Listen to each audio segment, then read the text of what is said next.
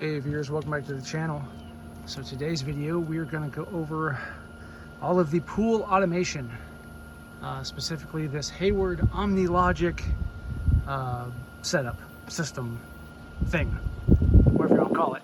So I'll just start at the beginning. So this is effectively an electrical sub panel with a bunch of smarts in it, and windy. Wow. So this is the main disconnect for my house.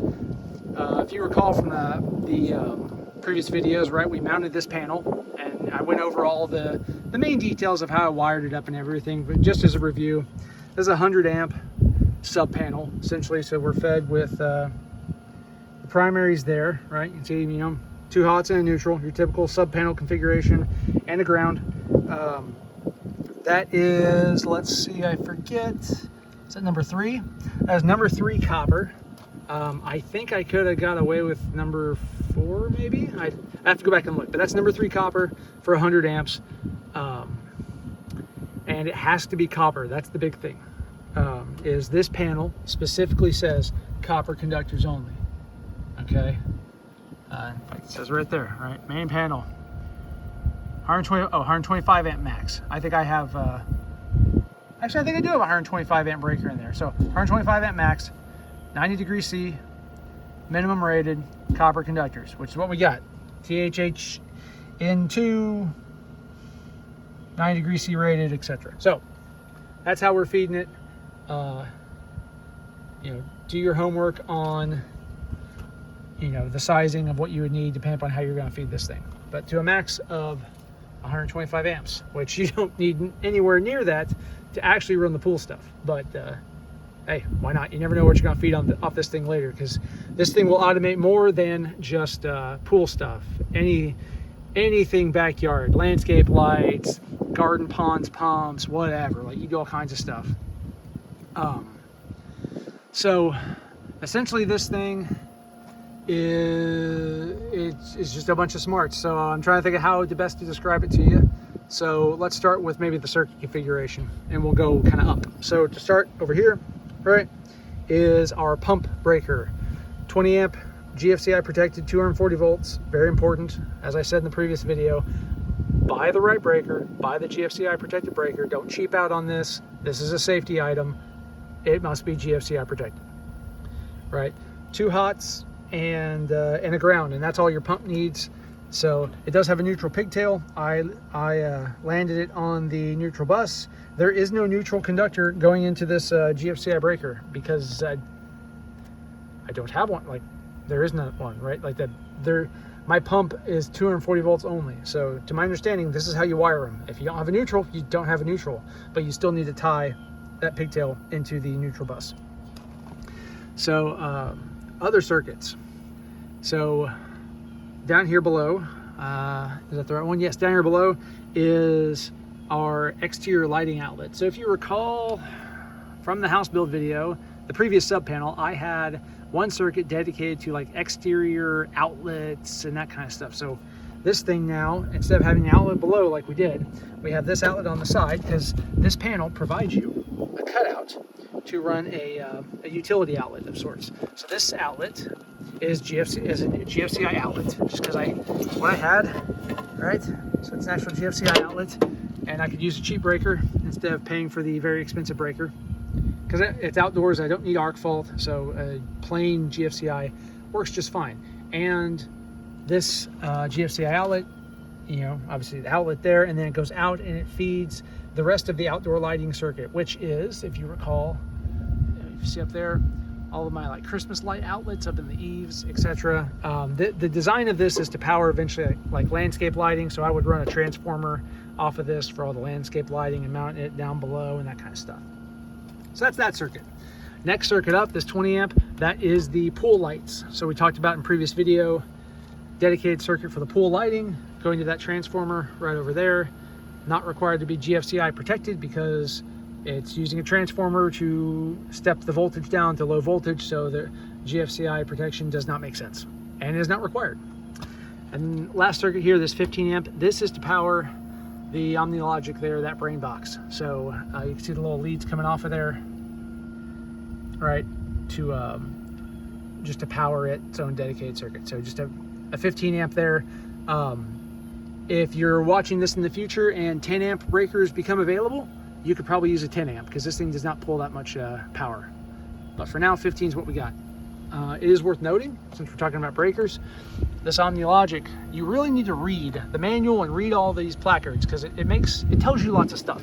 Example, breakers, right? This is OmniLogic's own sub panel, right? It's not a square D, it's not Eaton, etc. But what it tells you is here, suitable listed breakers, okay? So it tells you, here are all the listed breakers that are compatible with this panel and, you know, torque specs and everything like that. So in my case, my whole house is built with square D Homeline. So I was happy to find that, hey, look, square D Homeline works, great. We're going to use the same breakers throughout. But if you couldn't get square D Homeline or whatever, it's compatible with these Siemens, these Murrays, Cutler Hammer, Eatons, these BR breakers. So any breaker, almost all the breakers work here, which is nice. So that's the high voltage side. Now all of the automation, where this thing shines, okay, is it has a lot of sensors and a lot of controls, and I'll just probably hit each of them kind of in isolation here, and then we can talk about the system as a whole. So this thing comes with 2 water temperature sensors, no, 3 temperature sensors actually, designed for 2 water and 1 air temperature sensor. So maybe we talk about them first. So first we have our air temperature sensor, which is, these are all the same kind of sensors, it's just you get 3 of them. So, and this is literally how they say to mount the air temperature sensors, like zip tie it out in the open here. You would think they'd have like a nice bracket or something here you can mount it to, versus this is janky. I don't like it, but this is how you do it, and it works. So air temperature sensor, and you can see here they go on this bus here, and I'm not about to try to move these wires around, but you basically have provisions for a bunch of different temperature sensors, up to 4 temperature sensors, and it comes with 3. So in my case, I've gone wired up for air, pool water, and then an auxiliary sensor that I was going to use for the pool heater eventually. So you get that in the box. You also get a well, what else do you get in the box? Actually, that's about it. You get a bunch of these plugs for these terminals, but as far as sensors, that's all you get in the box. Now, when you buy your salt cell, it comes with a flow sensor that we talked about previous video. That flow sensor is actually this right here. It terminates in just an RJ11, you know, Cat 3 phone cable. That is how it is terminated. In my case, as you can see, mine wasn't long enough. So before you do any of this layout, I would really recommend you measure all your cable lengths so you don't encounter situations like this. Because I had to basically splice this, and so I got just a phone jack coupler, female phone jack coupler, and a little phone jack whip, right? And that plugs in up here to this flow switch, and there's actually another spot there for a second flow switch if you wanted to monitor that, because this thing is designed, they really designed this thing to run like a pool and a spa at the same time and be able to switch between and make it all nice and easy. And so that is what's going on there. So what else can I show you just on the brains here? So your salt cell, since we're talking about salt cells, comes with this little whip here, and it plugs into there, right there. Now, this actually plugs in on the outside of the panel. I made this mistake early on because it's like, why won't the door shut? No. There's a cutout here. So this actually goes up and around here. And the idea behind this is that you can pull your salt cell and service it and depower your salt cell without having to crack this panel open and have high voltage everything, right? So that is a good design feature, but confusing if you didn't know about it. The pool pump, right? I showed you previously the low voltage wires coming in there. Those are coming up through here, and they land right here on this terminal. I had some problems early on with the pump and the wiring, basically having the communications wiring not working. One way is that I wired it backwards, so make sure you really understand that. And then 2, I wanted to wire it to this terminal here just because it was less kind of it was more out of the way. Like if I wanted to add to things later, it seemed like it was going to be easier to add it up here versus here, and I figured it didn't matter. It absolutely does matter. You have to use this top terminal for your first pump. Maybe there's a configuration option to change that, I don't know, but if you want things to work automatically out of the box, use this top terminal here for the pump, because this thing will actually support a number of variable speed pumps through this data bus, which for the engineers and nerds at home, it looks like it uses RS-485 serial protocol to do the communication. So your basic 2-wire serial protocol. It's got the positive. What's it got? It's got plus and minus and common for the wiring. So, what else can I show you? We've got that is the pump. I'm trying to remember some of this wiring, like this wiring here. I don't remember where it is, but you can only hook it up one way. How embarrassing. This is the problem with doing one takes, is you get into this and you're trying to remember exactly what it is. Dang, let's go look. We'll figure it out real quick. Maybe we will, maybe we won't.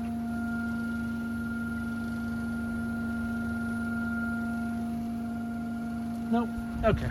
I'm not going to waste your time on that. So, sorry about that. Oh, I know what that is. That is the control panel for the thing. Yes. Sorry about that. That's the control panel. I'll talk about that in a second.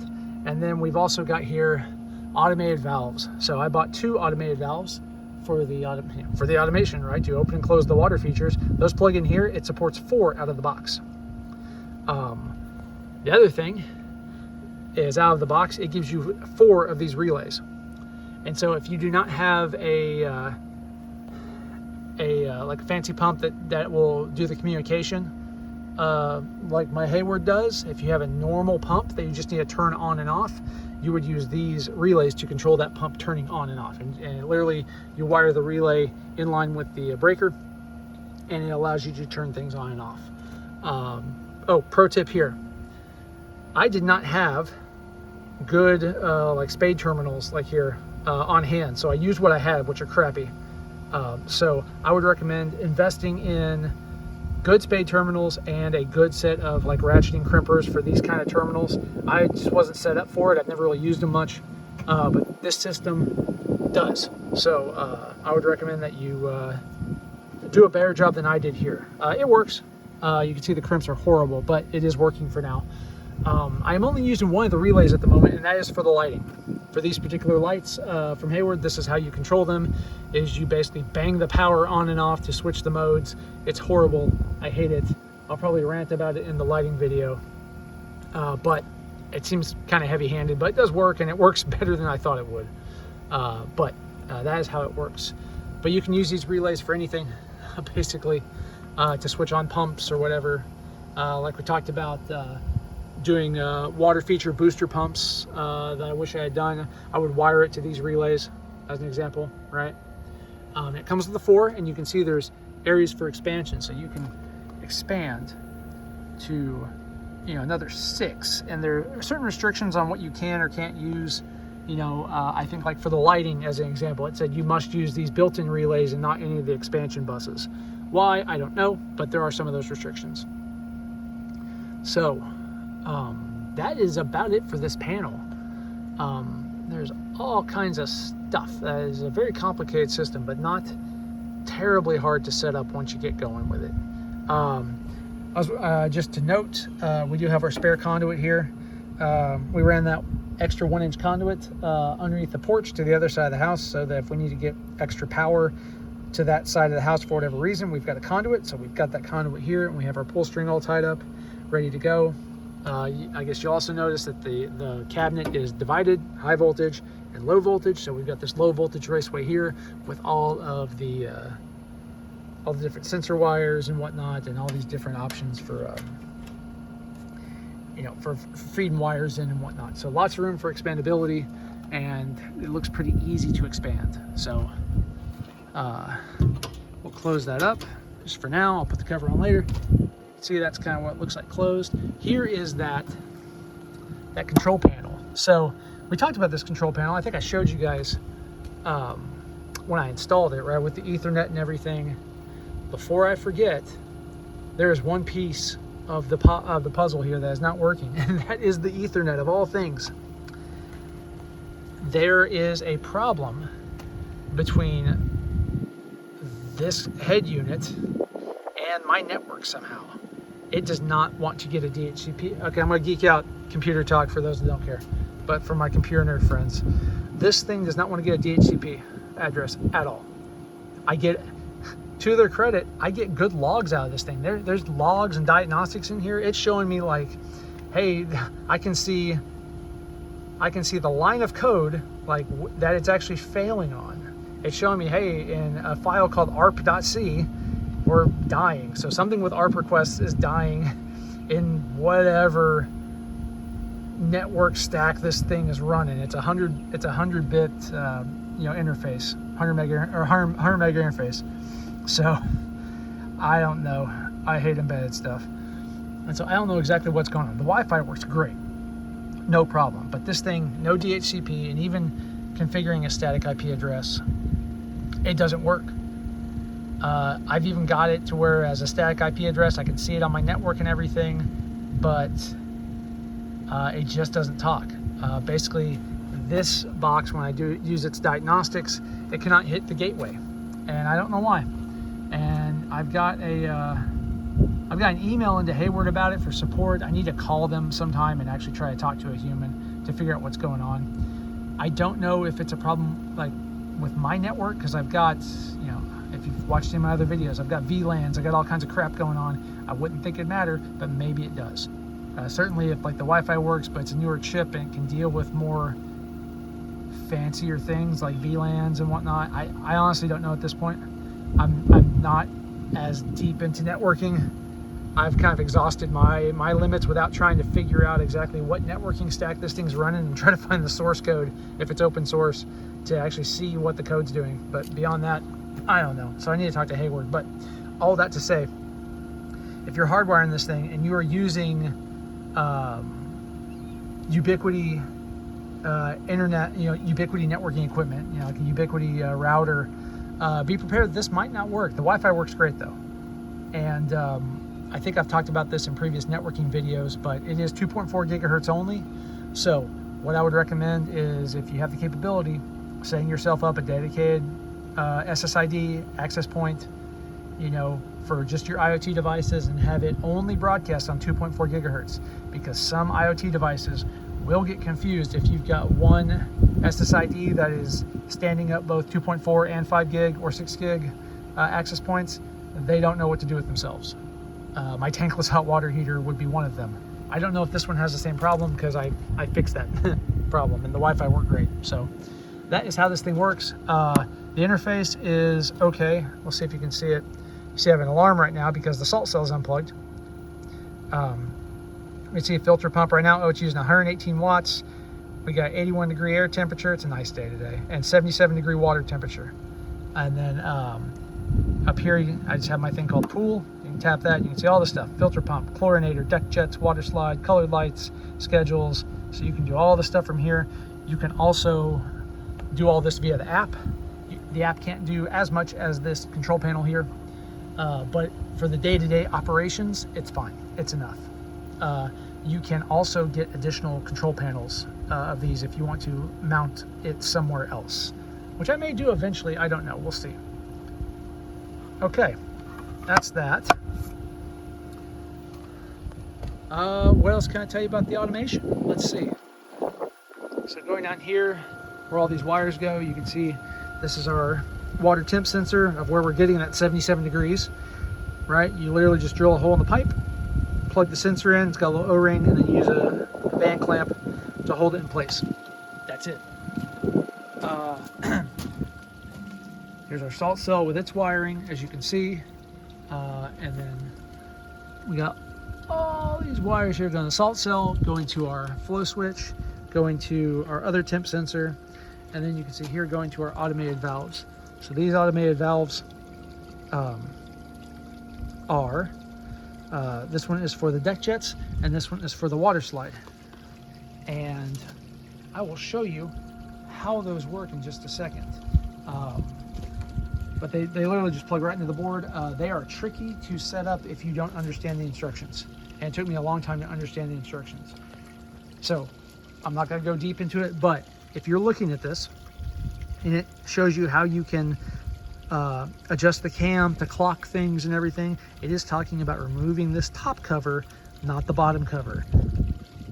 Remove the top cover to adjust the valve rotation to dial it in exactly what you need. It seems like on the surface that you can't get this thing to adjust correctly. You absolutely can. Once you take this cover off, all will be revealed and you will see how the mechanism works, and the instructions will make a lot more sense. But it took me longer than I would like to admit to figure that out. Okay, so let's do this. Let's do the automation and I'll show you. So first we will start with the slide. So you go through a lengthy setup procedure to name all these things and tell it, hey, I've got this valve plugged into this sensor over, in here, and mapping everything, right? I'm not taking you through that. It's as fun as it sounds. Probably more fun if it's your own pool, but we can go to water slide. And what I've done is I've set this up to where when I turn on the water slide, the pump will ramp up to 100%. And then when you turn off the water slide, the pump will go back to whatever it was doing before. So in my case, I have it set idling at 34%, like I said. And the same way with the deck jets. So that way, when you just turn your water feature on, everybody knows their job and everything does it correctly. So let's turn on. We'll turn on the water slide, and then I'm going to show you the shot of the valve turning automatically, and then you'll see the water start flowing from the slide. And it's pretty fun. So grab your touchscreen. You hear the pump spool up, and you can see there's our valve turning. All right, and there is the water flowing from the slide. Pretty freaking cool. And what we can do now is we can now do the deck jets and add that to them. So we go deck jets, turn them on. Okay. Sorry, bad touchscreen, there we go. Now the pump's already spooled up. Now you can see the deck jets going, and there they are. So this is what it looks like fully done now.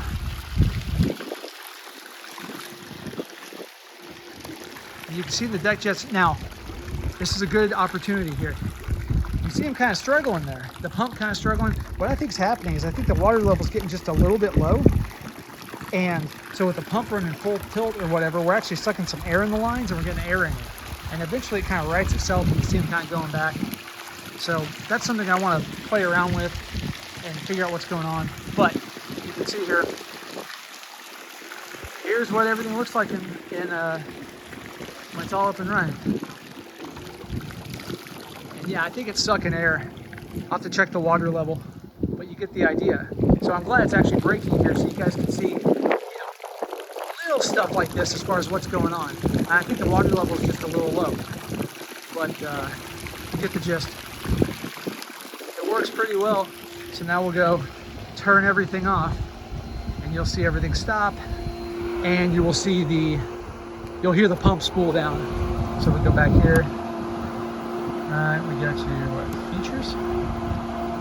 This pool, water slide, turn you off, go back, deck jets, turn you off, go back. You hear the pump spool itself down, and we're back to our idle. See our valve, all right, turning itself back.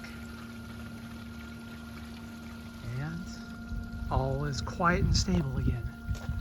So that's it. That's the automation. Overall working well. And a lot of room for expansion for anything you might want to do. So overall, I like the system. It works pretty well. It ain't cheap, that's for sure. But I'd say buy once, cry once. I think this automation is especially helpful. And I say if you're gonna have water features, and you're getting the automation, buy these automated valves up front. And the reason is that I have these on a schedule to where every day at noon, they open and they run for 5 minutes and they shut themselves off. That's it. Now why? Well, because if you don't swim all winter and you don't run those features all winter, they're gonna be nasty. And then you gotta deal with nasty, and I don't want to. So just by keeping the water flowing, right? Keeping those pipes flushed, keeping the water changing over, etc., you eliminate a lot of those problems. And by making the computer do it, you don't have to. So automation will set you free. So definitely recommend investing in those valves if you're doing the automation. That way you don't have to deal with all this stuff, and remember to run it periodically and whatnot. So that's it. That's the automation. I think I got one more video for you on the pool with the lighting, and then that's going to be it for the series. So thank you all for watching. Thank you for coming on the journey with me to build this thing. If you like the pool series, if you like any of the content I do, please consider liking liking the videos, sharing the channel with your friends and family and enemies, and subscribing. It helps the channel out, helps me out, and I greatly appreciate it. If you want to go a step above that, please consider doing all of your Amazon shopping using our affiliate link in the show notes. You can click that Amazon link, and then you will shop as normal, right? It doesn't cost you any extra, and the channel gets a little kickback of your purchase, and it helps us out tremendously, and we greatly appreciate it. So again, thank you all for watching the whole series as well as this video, and we'll see you in the next one.